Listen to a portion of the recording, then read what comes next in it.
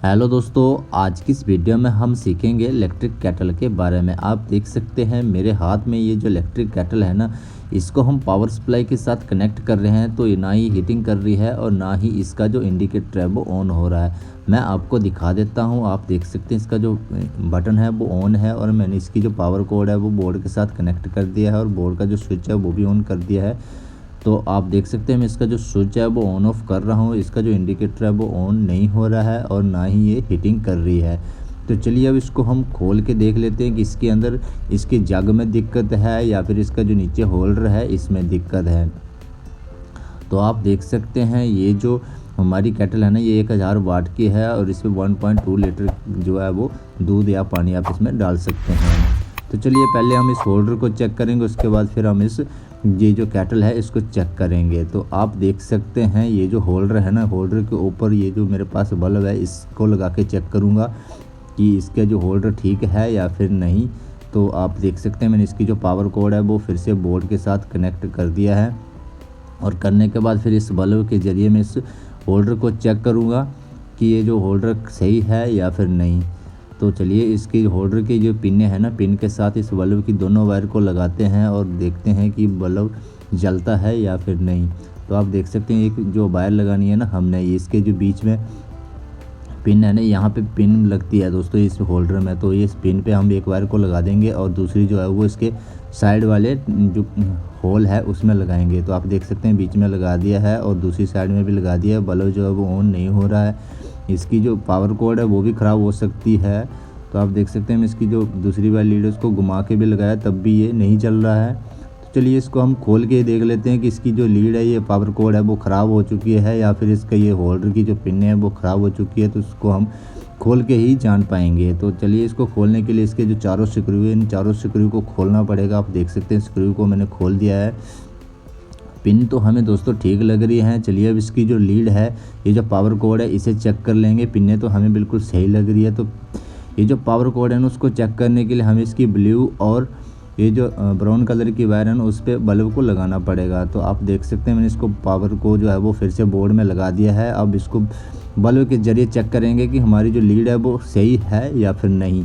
तो ये जो पावर कोड की लीड है ना ब्राउन कलर की और इसकी ये जो ब्लू कलर की, उस पर मैंने बल्ब लगाया। तो आप देख सकते हैं बल्ब चल रहा है, यानी कि हमारी जो लीड है वो सही है और ये जो होल्डर है बिल्कुल ओके है। तो इसकी ये जो केटल है ना, इसके अंदर दिक्कत हो सकती है कुछ भी, या फिर इसका ये जो स्विच है वो ख़राब हो सकता है।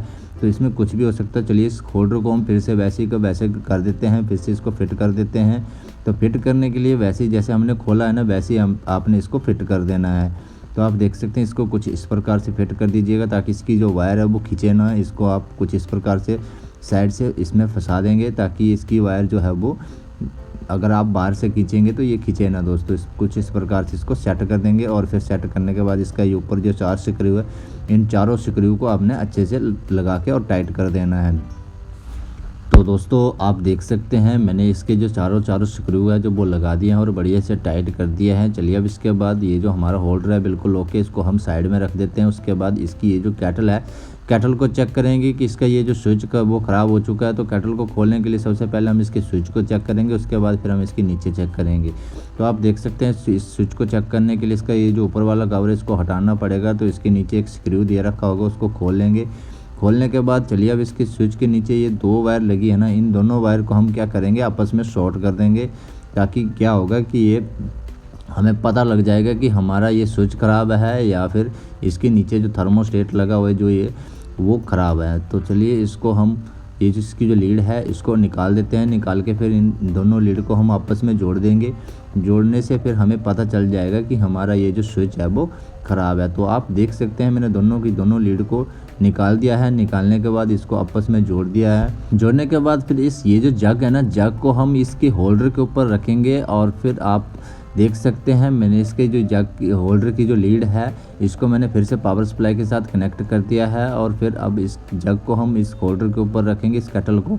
आप देख सकते हैं दोस्तों इसका जो इंडिकेटर है वो ऑन हो चुका है, यानी कि हमारा ये जो स्विच है वो ख़राब है, इसलिए ये ऑन नहीं हो रहा था। इसका ना ही इंडिकेटर ऑन हो रहा था और ना ही हीटिंग कर रही थी। तो आप देख सकते हैं कुछ इस प्रकार से इसका ये जो स्विच है वो ख़राब हो चुका है। तो चलिए फिर भी मैं दोस्तों आपको इसके नीचे ये जो थर्मोस्टेट है ना वो किस प्रकार फिट होता है, उसके कनेक्शन किस प्रकार होता है, उसके भी बारे में जानकारी दे देता हूँ। फिर भी हमें दोस्तों कंफर्म हो गया कि हमारा जो स्विच है वो ख़राब है, तो चलिए स्विच को हम निकाल देते हैं और दूसरा स्विच लेके आएंगे, और दूसरा स्विच लेके आने के बाद फिर हम इसमें फिट करेंगे। तो चलिए जितनी देर में हमारा ये जो स्विच है वो आता नहीं है उतनी देर तक हम इसके नीचे ये जो थर्मोस्टेट है उसके बारे में जानेंगे। आप देख सकते हैं कुछ इस प्रकार का ये स्विच होता है। इसका जो ये स्विच है ना, इसकी ये साइड से पिन जो है वो जल चुकी है, आप देख सकते हैं आगे से ये पिन जल चुकी है, इसलिए ये काम नहीं कर रहा है। अब इसके जो नीचे वाला कवर है उसको खोलेंगे और इसके जो कनेक्शन है वो किस प्रकार हुए हैं इनके बारे में जान लेते हैं, और इसका जो थर्मोस्टेट है वो कैसे कैसे कनेक्ट हुआ होता है, कैसे इसके कनेक्शन हुए होते हैं। तो आप देख सकते हैं दोस्तों ये जो ऊपर वाली साइड में है ना, ये इसका हीटर है, हीटिंग एलिमेंट है, और इसके नीचे जो लगा हुआ है ना आप देख सकते हैं ये इसका थर्मोस्टेट है। ये अच्छे से देख नहीं रहा है, इसके बारे में मैं आपको बाद में बताऊंगा। चलिए पहले इसके ये जो कनेक्शन है ना, कनेक्शन के बारे में जान लेते हैं, उसके बाद फिर हम इसके थर्मोस्टेट के बारे में जानेंगे।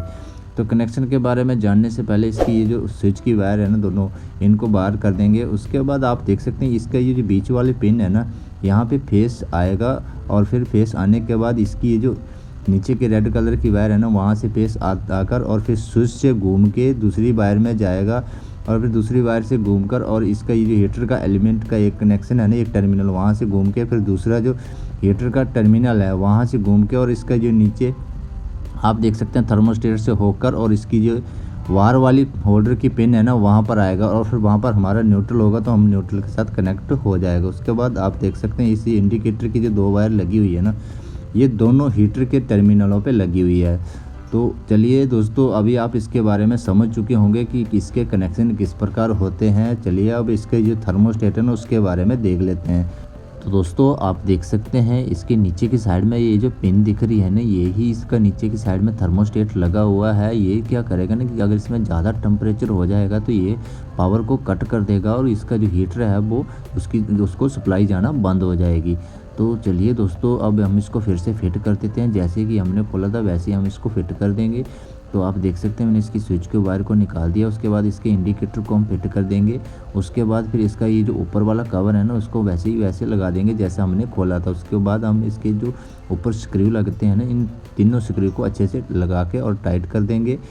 तो चलिए अब हमारा जो स्विच है वो आ चुका है, और अब हम आपको स्विच को दिखाते हैं, और उस स्विच को पहले हम चेक करेंगे दोस्तों कि हमारा जो स्विच है वो कौन सा सही है और कौन सा ख़राब है, और वो कैसे पता चलेगा। तो आप देख सकते हैं मेरे पास एक ये दो स्विच हैं, एक ये स्विच है और दूसरी साइड में एक जो ख़राब स्विच है वो है।